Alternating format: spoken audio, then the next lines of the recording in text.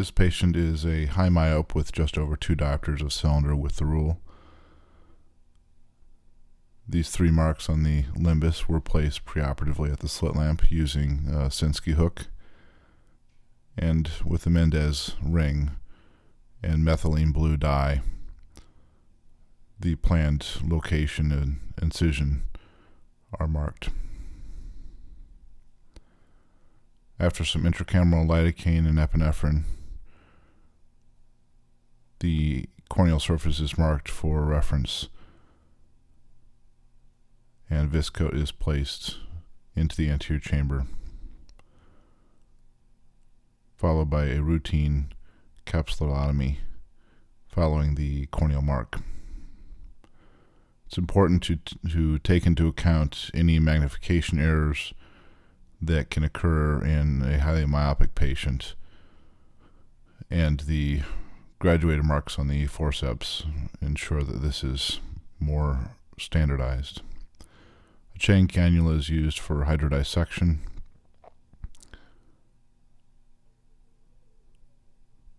By depressing the opposite pole, we get a good fluid wave, and an additional aliquot of BSS is used for some additional subincisional hydrodissection, followed by hydrodelineation in this relatively soft nuclear sclerotic cataract.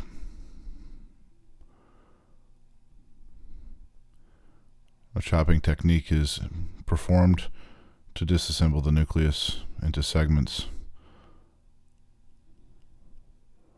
followed by efficient evacuation using torsional ultrasound. These settings in particular allow for a very stable chamber, being that there's both linear control of aspiration and vacuum.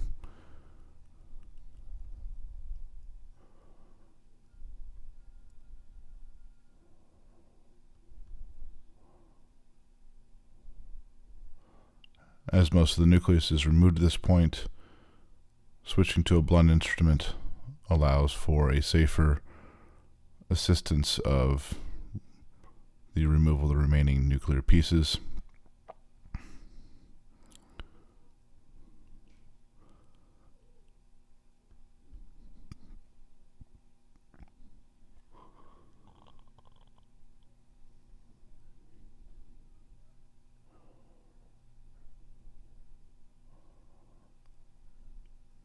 Coaxial IA, we're using a Barrett V2 tip on an Alcon handpiece. I find is one of the most efficient ways of evacuating the residual cortical material.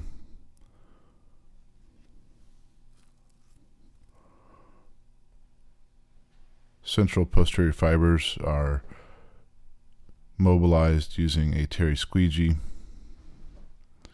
with gentle irrigation via syringe.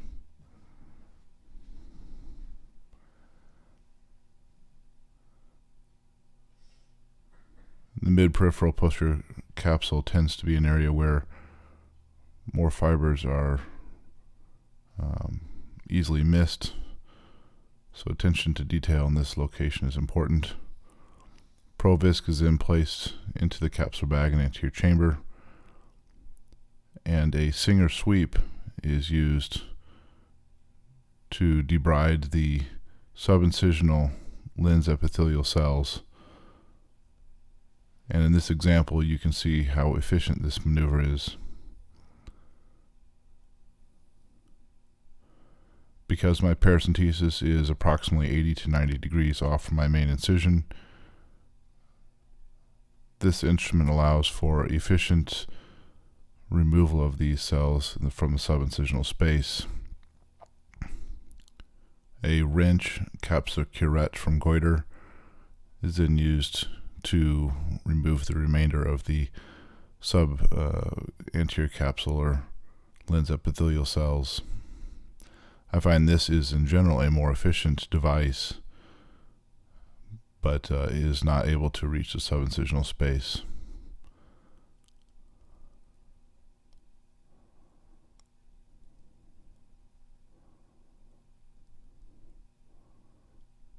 A push style injector is used to place the lens into the capsular bag with manipulation using a blunt instrument to gross alignment for the toricity. I like to prehydrate my incision, and then prior to initiating irrigation, I avoid lens diaphragm retropulsion by lifting on the pupillary border and then initiating irrigation. It's important to remove the viscoelastic behind the lens, and I find it easiest to do this first, with care taken not to allow over-rotation of the IOL.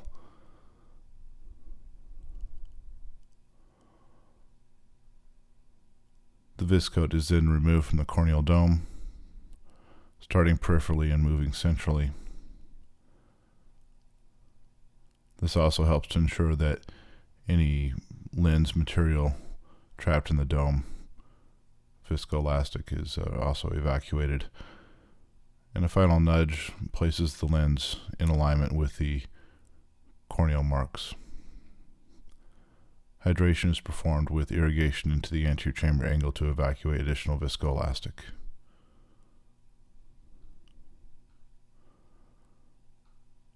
Using this technique, I find I don't need to hydrate the paracentesis, and if the main incision is sealed, I can release fluid to a normal pressure and then check the wounds.